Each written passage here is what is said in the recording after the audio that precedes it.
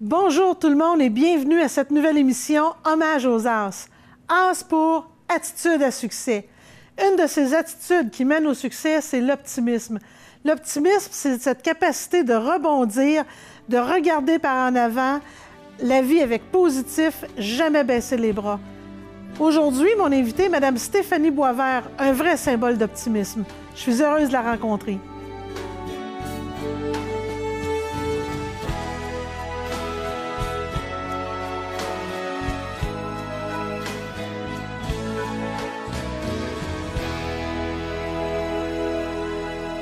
Bonjour Stéphanie. Bonjour Lise. Je suis vraiment contente de te recevoir pour notre première émission aujourd'hui de cette série-là. Stéphanie, tu as eu une attitude extraordinaire face à un défi qui s'est présenté à toi. Parle-moi de ce défi-là. Bien, mon défi à moi, c'est que je suis une maman de 3 beaux enfants. J'ai un grand garçon de 9 ans, puis mon premier défi a commencé en 2009, alors que j'ai su que j'étais enceinte de jumeaux. Donc, déjà au départ, une grossesse de jumeaux, des fois, ça peut être plus compliqué, des fois, ça peut être plus facile. Dans mon cas, moi, ça s'est un peu compliqué, c'est-à-dire que au bout de 29 semaines, j'ai dû être hospitalisée à l'IT à Québec. Donc, laisser ma famille de côté pour pouvoir prendre soin de moi et des 2 enfants qui étaient à naître. Qu'est-ce qu'ils voyaient à ce moment-là? Bien, c'est que j'avais déjà des contractions, puis j'étais déjà prête à accoucher à 29 semaines. Donc, on voulait les garder le plus longtemps possible à l'intérieur. Pour finalement, ils ont décidé, c'était des petits pressés, donc ils ont décidé à 32 semaines de naître ces deux petits cocos-là. Donc, mon petit garçon Jérémy et ma fille Mara-Jade, qui ont maintenant 5 ans aujourd'hui. Donc, c'est ça. Ils se sont pointés le bout du nez avec des complications, par contre, à 32 semaines. Donc, l'accouchement prématuré a fait en sorte qu'il y a eu manque d'oxygène, hémorragie cérébrale. Alors, ce qui fait qu'aujourd'hui, mon défi à moi, c'est de vivre, de côtoyer mes 2 cocos qui ont un handicap physique, les 2, qui ont la paralysie cérébrale, tous les 2. Donc, c'est mon quotidien aujourd'hui, présentement, en 2015, de vivre chaque jour de ma vie avec 2 enfants, 2 jumeaux qui ont un handicap Et physique. un enfant plus vieux, donc et la un enfant fratrie plus aussi vieux, qui demande exact. quand même. Un enfant de 9 ans, c'est exigeant. Oui. Alors déjà, des jumeaux, c'est un défi. Alors, des jumeaux avec la paralysie cérébrale, c'est quand même tout un défi. Tout un défi. Hey, moi, là, je te trouve extraordinaire. Dis-moi, comment on prend ça quand ça arrive? Bien, quand ça arrive, c'est sûr que je te dirais qu'à l'annonce à la naissance, on nous dit, bon, qu'on ne sait pas l'avenir va être fait de quoi, mais qu'ils ont manqué d'oxygène, donc c'est sûr qu'il va y avoir des lésions cérébrales. Finalement, on nous lance tout ça au visage, à moi et à mon conjoint, en nous disant que ce sera des enfants, mais tout sauf normal. Donc, on a déjà un deuil à faire à ce moment-là, de dire, bon, bien, c'est déjà difficile d'avoir des jumeaux, comme tu disais. Mais là, non seulement on en a un, mais on en a 2 qui ont un handicap. Donc, c'est d'apprendre à vivre avec ça. Fait que c'est certain qu'on... les premières semaines, là, ont été très, très, très pénibles, très difficiles côté moralement. Bon, on s'est dit, bon, ils sont là, donc on doit vivre avec ça. On va faire en sorte que la vie aille mieux, puis qu'on va tout faire en sorte pour qu'ils puissent cheminer du mieux qu'ils peuvent à travers ces obstacles-là. Et ça a été exigeant. Oui. Premièrement, ce qui est merveilleux, c'est qu'il faut dire que 5 ans plus tard, tu es encore avec ton conjoint. Oui, je suis encore avec mon conjoint. Ça va faire presque 15 ans qu'on est ensemble, bientôt 6 ans de mariage. Donc, ça, c'est merveilleux, oui. Parce qu'on sait que beaucoup de familles qui ont un enfant différent vont se séparer parce que le défi, le poids, la pression que ça donne, c'est quand même intense, là. Ça fait des conversations, comme tu dis, assez houleuses sûrement. Oui, c'est ça. On C'est sûr qu'on a eu nos hauts, nos bas, mais on s'est accroché à chaque petite réussite, à chaque petit bonheur qu'on pouvait vivre ensemble, moi et mon conjoint. Donc, ça, c'est de l'optimisme. Oui, ça, c'est de l'optimisme. Faut travailler là-dessus. Puis je pense que c'est quelque chose qui est vraiment important, comme tu dis, quand on a des enfants différents. C'est, oui, de mettre l'accent sur nos enfants, mais le défi qu'on a beaucoup, c'est de garder le couple ensemble, intact, le plus fonctionnel, le plus possible aussi. Parce qu'à deux, ça va beaucoup mieux pour traverser ces épreuves-là que toute seule. On va commencer par parler de vous deux, votre couple. On va commencer par toi. Tiens. Alors, toi, c'est quoi qui a fait... à quoi tu t'es accroché pour réussir? Je me souviens que quand on parlait ensemble, tu as passé des semaines à voyager à Sainte-Justine. C'était beaucoup de voyagements, beaucoup de gestion médicale. Comment tu t'es accroché? C'est quoi qui a fait que tu t'es dit « tout est possible, on va y arriver » ? Bien, moi, Lise, en fait, c'est que je suis éducatrice spécialisée de formation, puis j'ai toujours été en contact avec des enfants, justement, qui ont des handicaps physiques ou qui ont des troubles de spectre de l'autisme.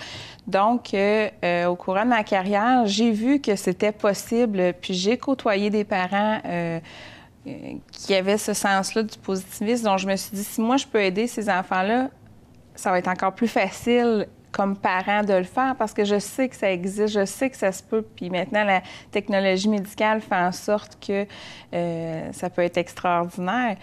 L'exemple que j'ai en tête, c'est que ma fille avait un diagnostic assez négatif, dans le sens qu'on me disait qu'elle ne marcherait pas, qu'elle ne parlerait pas.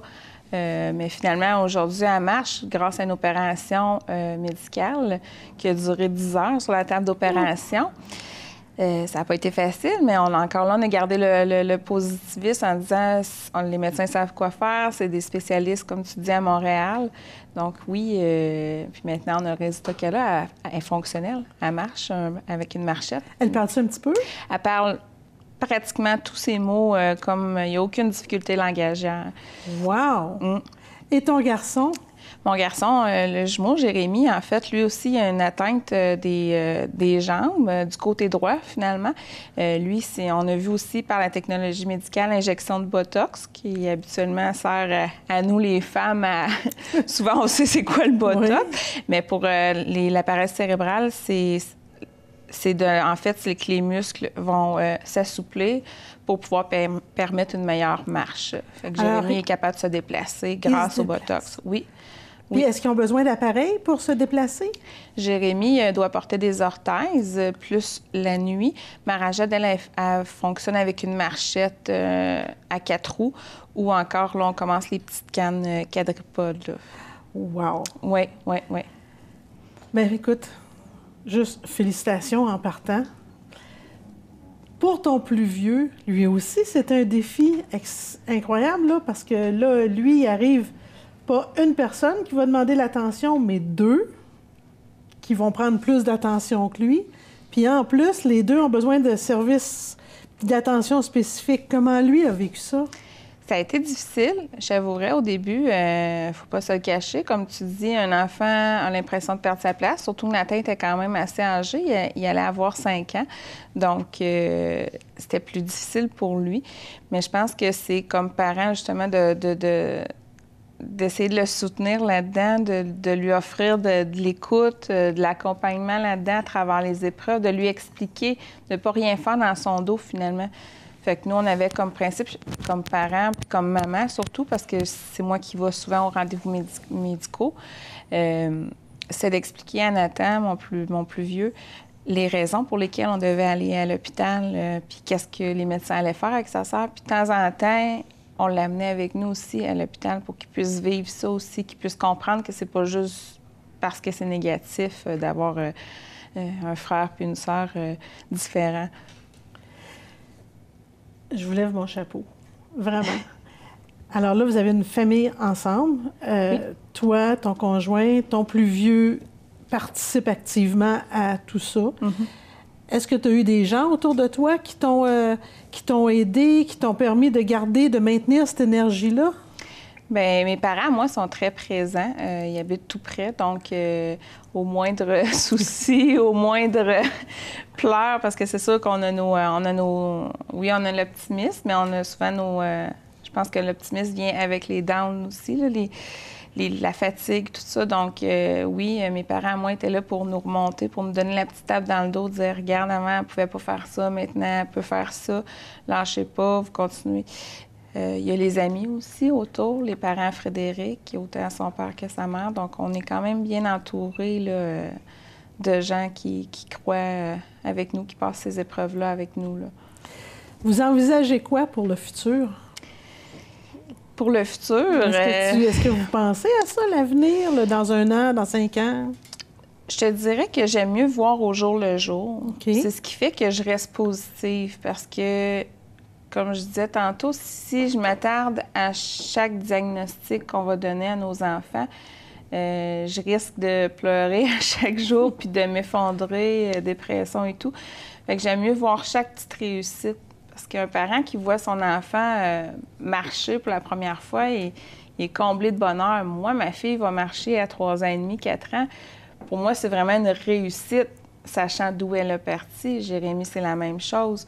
Fait que je pense que c'est difficile pour nous de s'imaginer dans 5 ans, en disant, c'est vraiment de vivre au jour le jour, puis d'accepter petite réussite par petite réussite, puis de multiplier ça par 100, par 1000 aussi, là. En fait, la vie vous a déjà prouvé qu'il n'y avait pas de limite. Voilà. Parce que depuis le début, en fait, depuis le jour 1, vous avez défoncé toutes les limites. Oui, oui, oui. Puis les enfants aussi.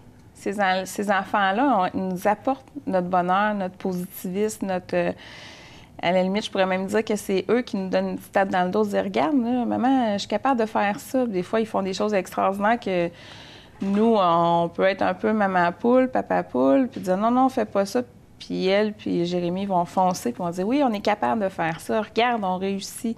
Laisse-nous faire. » Fait que ça fait une petite réussite aussi. Hein. Ça vient chercher un petit quelque chose encore dans le cœur de maman, là. Il doit y avoir une belle complicité entre les deux. De plus en plus. Ouais. Oui, de plus en plus.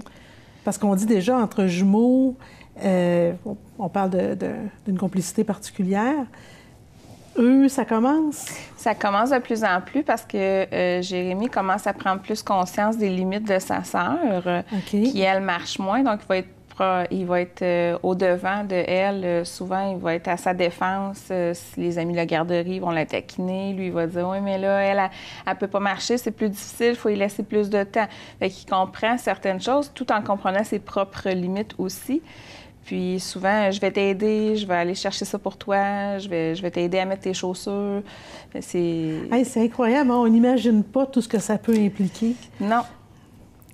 Parle-moi du plus beau défi que tu as eu, la plus belle récompense que tu as eue, du plus beau moment qui t'a...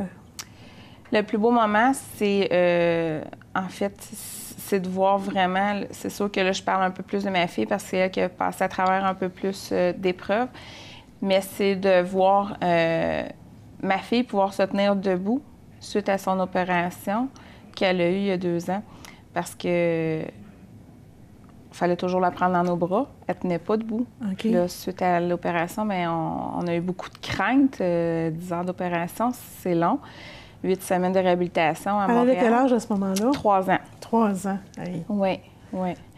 Mais de voir après le succès, quand on dit on a une inquiétude, mais en même temps on reste positif, bien, ça l'a donné quelque chose parce que si on n'était pas positif, on n'aurait pas foncé dans cette épreuve-là, puis on n'aurait pas eu le résultat qu'on a aujourd'hui.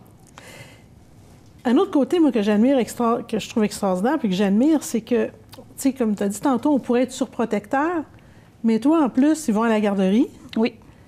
Donc, tu réussis à laisser aller. Oui, j'ai trouvé des personnes de confiance. Au début, c'était pas facile de les laisser aller compte tenu de leur handicap. C'était aussi difficile de trouver des portes ouvertes, hein, parce que non seulement tu arrives avec des jumeaux en garderie, on sait c'est quoi, tu as 2 enfants placés, mais en plus, tu dis aux responsables qu'ils ont 2 enfants avec un handicap dont tu sais pas vers quoi tu vas t'en aller non plus dans le futur. Donc, on s'est buté à des portes fermées, à des non. Mais finalement, on a trouvé quelqu'un qui voulait bien s'occuper d'eux jusqu'à tant qu'ils rentrent à l'école, là, finalement, ils vont quitter la garderie bientôt pour l'été, puis vers un nouveau chemin qui est le scolaire. Hey, c'est vraiment, vraiment trippant. Dis-moi une chose, à travers tout ce que tu as passé, tu regardes, c'est quoi pour toi la ressource ou la force que tu trouves qui a été la plus aidante pour toi? C'est sûr que les partenaires qu'on a eus avec nous qui nous ont aidés au niveau soit financier, au niveau, je pense entre autres à Intervalle, qui sont là à toutes les semaines parce qu'on est souvent, tu le disais tantôt, on est souvent dans les hôpitaux et tout ça. Donc, les équipements qu'ils peuvent nous procurer gratuitement. On a eu un souper bénéfice aussi il y a presque 2 ans déjà, qui nous avait apporté beaucoup monétairement aussi pour nous aider, de voir que la communauté entière peut être touchée par ce qu'on vit, de ne pas se sentir tout seul finalement à travers ça. C'est une force, c'est quelque chose qui nous garde justement en vie puis qui nous garde positif pour continuer vers l'avenir. Hey, moi, je trouve ça génial ce que vous avez fait parce que tu vis. En plus d'avoir les enfants, de les porter les garderies, tu as de l'énergie d'aller travailler parce que tu travailles aussi à temps plein? Oui, je travaille à temps plein dans une maison d'hébergement pour femmes victimes de violences conjugales. Donc, c'est conciliation, travail, famille, rendez-vous médicaux. Oui. Fait que qu'est-ce que tu dirais à quelqu'un qui... tu rencontres une personne qui vit un défi... Juste un, c'est déjà énorme, mais un défi avec un enfant différent. Qu'est-ce que tu lui dirais? Bien, je pense que la chose la plus importante, c'est justement, il faut rester positif. Il faut voir le verre à moitié plein puis pas à moitié vide. C'est-à-dire que maintenant, en 2015, il y a tellement de choses pour nous aider. Donc, c'est de rester positif, mais c'est surtout de prendre du temps pour soi aussi. Comment tu fais ça? Bien, je t'avouerais que ça fait pas longtemps que je prends du temps pour moi. Mais de plus en plus, j'ai commencé à m'entraîner, à courir. Fait qu'en même temps, ça me libère l'esprit. Courir? Oui. Genre jogging? Là. Genre jogging, exactement. Tu réussis à faire ça avec tout ça, là? Oui, oui, oui. Il faut une petite heure, 3 fois par semaine. On trouve une petite heure pour nous ressourcer. Je te dis que là, je l'ai d'un dent. Hein? Là, après ça, je ne pourrais plus jamais me trouver d'excuses. Si Stéphanie peut le faire, il faut que je trouve du temps. C'est ça, tout le monde peut le faire. Hey, incroyable. Fait que tu prends du temps pour toi, tu vas t'entraîner, puis tu fais du jogging. Oui, il faut, parce que sinon, les batteries n'ont pas le temps de se recharger. Fait que c'est important de prendre du temps pour soi, de prendre du temps aussi en couple. Parce que non seulement on est parents, mais on est un couple avant tout. Qu'est-ce que vous faites, toi puis ton conjoint, ton chum, quand vous voulez prendre du temps pour vous deux? Après, les enfants prennent tellement de place. Avez-vous du temps pour... il vous reste-tu du temps ou parler autre chose que le défi des enfants, le défi du quotidien? Oui, on essaie de s'accorder. Notre objectif, là, c'est 1 fois par mois au moins d'essayer de s'accorder soit un 24 heures ou une fin de semaine, là, qu'on laisse les enfants de côté, qu'on fait garder les enfants, soit puis qu'on quitte complètement, soit dans une autre région, ou des fois on est juste chez nous, mais on met tout à off, puis on prend du temps pour nous autres, souper, magasiner, manger, jaser finalement, là, prendre du temps pour nous autres. C'est super important. Oui, c'est important, mais ça ne veut pas dire qu'on en fait une priorité ou qu'on se donne le temps de le faire. C'est bien, hein? Oui, c'est super. Oui, vraiment. Alors là, je résume, tu travailles à temps plein. Ton conjoint aussi travaille à temps plein. Oui, à l'extérieur. Il est à Drummondville. En plus? Oui, il est enseignant à Drummondville. Il enseigne dans quel domaine? C'est un enseignant au primaire en anglais. En anglais? Oui. OK. Fait que les chances sont que tes enfants vont finir par être bilingues. Probablement. Probablement. Quand je t'entends, je me dis, il n'y a pas de limite à ce qu'on peut accomplir. Non, non, vraiment pas. Quand on veut, on peut, je pense. Ça, c'est une de mes devises, là. Chaque petit pas peut nous faire gravir une montagne. N'importe qui serait capable de monter l'Everest, je pense, mais il suffit juste de le vouloir puis d'y aller étape par étape, finalement. Effectivement. Puis ton grand, lui, ton plus vieux, qui a 9 ans, tu penses que lui, c'est quoi en lui que tu lui... ou je te dirais la valeur que tu lui transmets qui va faire que tout ça va être une valeur ajoutée finalement dans sa vie? Je pense que c'est l'ouverture aux différences, mais aussi le respect, apprendre à se respecter lui-même dans ses limites face à ça, apprendre à prendre du temps pour lui aussi, parce qu'on a été porté à le faire grandir trop vite aussi, lui confier trop de responsabilités rapidement, dû à notre train de vie qu'elle est rapidement. Il faut que tu comprennes, tu sais bien, ils peuvent pas. C'est ça, tu es capable de t'habiller tout ça, tu es capable de faire ta boîte à lunch, maman n'a pas le temps, il faut qu'on s'occupe de ton frère, de ta soeur. Mais je pense que l'ouverture aussi face à la différence des autres, Nathan est sensibilisé à ça beaucoup. Puis par lui-même, il va aller aider les autres amis en classe qui ont des difficultés ou qui feraient rire d'eux peut-être, là, qui seraient discriminés. Nathan, c'est une grande force qu'il a développée. Puis apprendre à se respecter lui-même puis respecter les autres aussi, là. En fait, aujourd'hui, à l'émission Hommage aux As, qui est Attitude à succès, Nathan pourrait être là. Puis, Nathan pourrait être assis à côté de moi, puis ça en serait un. Mon conjoint aussi pourrait en être un aussi. Oui. Vous êtes une famille extraordinaire. Oui. Mais tout part de toi. Il y a une grosse partie. Hein. Souvent, on dit que la maman, c'est le pilier. Je le crois. Je le crois. Donc, quand maman va bien, les autres vont bien aussi. Fait que c'est pour ça que c'est important de rester positive aussi. Puis de faire voir à notre entourage que, bon, il n'y a pas juste du négatif dans notre vie. Là. Oui, on traverse des épreuves difficiles, mais on parle de tout le beau côté. OK? On se dit, bon, ben là, oui, on regarde ça, petit succès, une journée à la fois. Mais il doit arriver des journées où tu vois noir. Oui. Oh, oui. Qu'est-ce qui se passe quand tu vois noir? Qu'est-ce que tu fais? Qu'est-ce que je fais quand je vois noir? Premièrement, c'est sûr que j'essaie de rester forte quand même. Pas laisser trop transparaître ça à mon entourage. Mais le jogging, là, pour vrai, prendre l'air, autant beau temps que mauvais temps, là, ça fait juste te remettre les idées en place pour être capable de foncer. Tu devrais essayer ça. Oui, il faut faire qu'on y aille ensemble. Oui, c'est ça. Je serais pas capable de me dire non, me dire là, en arrière de toi, je vais me sentir cheap si jamais je te suis pas. Je t'accompagnerai. Oui. Petite poussée dans le dos. Voilà, c'est ça. Hey, c'est extraordinaire. Écoute, aujourd'hui, à l'émission Hommage aux As, on remet ici un genre de petit trophée. OK. Tu sais, As pour attitude à succès. Le principe, c'est que tu as réussi, pour avoir l'attitude à succès, à allier le savoir-faire au savoir-être.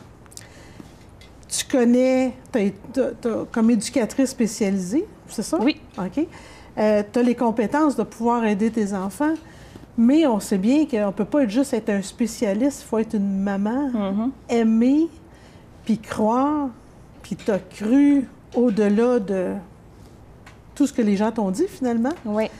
Puis tu as des résultats extraordinaires. Ces enfants-là sont terriblement chanceux que tu sois là. Nathan est chanceux de vivre ça parce qu'il y a des gros points positifs à tout vivre ça. Puis ton conjoint, qui est l'homme fort de la situation, qui vient soutenir, moi, je ne peux aujourd'hui que vous rendre hommage à toi puis à toute ta famille qui n'est pas là, mais qu'on va mentionner quand même, les gens qui t'entourent. Si tu avais un mot à leur dire, qu'est-ce que tu leur dirais? Bien, je leur dirais merci d'avoir cru en nous. Merci de nous avoir accompagnés à travers ça dans nos moments les plus difficiles aussi, puis de nous avoir fait voir aussi que justement notre verre était en train de se remplir plutôt que de se vider. Sans eux autres, on ne serait pas là nécessairement aujourd'hui. Le couple ne serait peut-être pas là non plus. Donc, oui, c'est très important. En tout cas, moi, je vois un grand verre, bien plein. Oui. Bien plein de possibilités. Oui. Puis, je suis totalement honorée d'avoir pu te rencontrer puis que tu nous aies partagé tout ça aujourd'hui. Pour terminer, il ne nous reste pas beaucoup de temps, mais dis-moi, si tu avais, toi, Tu m'as dit, Lise, tu me sors de mes zones de confort. Puis ça m'a un peu surpris parce que je me suis dit, c'est sûr qu'elle est sortie de ses zones de confort avant de venir ici aujourd'hui. Comment tu as trouvé ça? Bien, c'est une expérience très enrichissante. C'est de voir qu'on n'est pas seul là-dedans non plus. Oui, on est porté à sortir de notre zone de confort de temps en temps, mais là, ça fait du bien de voir qu'on est capable. C'est encore un défi de plus de réaliser. Oui, c'est rien comparativement au jogging. Finalement. On peut dire ça. Oui, hein? Écoute, merci beaucoup. Il nous reste environ 1 minute et demie. Si on avait à rendre hommage à un organisme qui t'a aidé, ça serait à qui? Bien, il y a beaucoup le centre de stimulation l'envol qui est très, très important au quotidien avec nous dans la stimulation près de Marajan. Mais sinon, on ne serait rien sans Intervalle non plus. Depuis la naissance qui sont là, Brigitte Drapeau, physiothérapeute, Caroline Allard, Cindy aussi, ergothérapeute, Stéphanie Clich, orthophonie. Donc, c'est une super belle équipe aussi. Marguerite Bourgeois, les éducatrices, Marie-Michel Allard aussi à l'envol. C'est vraiment... c'est grâce à eux, là. Fait que c'est ces gens-là qui t'ont entouré, l'équipe qui est autour de toi. Bien, je trouve qu'on est chanceux quand même parce qu'à Victoriaville, on n'est pas à Montréal, on n'est pas dans un énorme centre, mais on a des richesses en termes de ressources qui sont extraordinaires. Oui. Puis, c'est important pour nous de les mentionner aussi parce qu'ils nous permettent de se dépasser, puis ils nous permettent à nos enfants de se dépasser. Alors, écoute, laisse-moi te remettre ceci. T'as donné Merci. la main puis t'as embrassé. Merci à toi. Bien, et voilà. Oups, ces fils, on n'est pas habitués, hein? Mais merci, vraiment, puis belle continuité. Bien, merci beaucoup, Lise. Merci de m'avoir invitée. Ça m'a fait plaisir. C'est l'honneur est pour moi.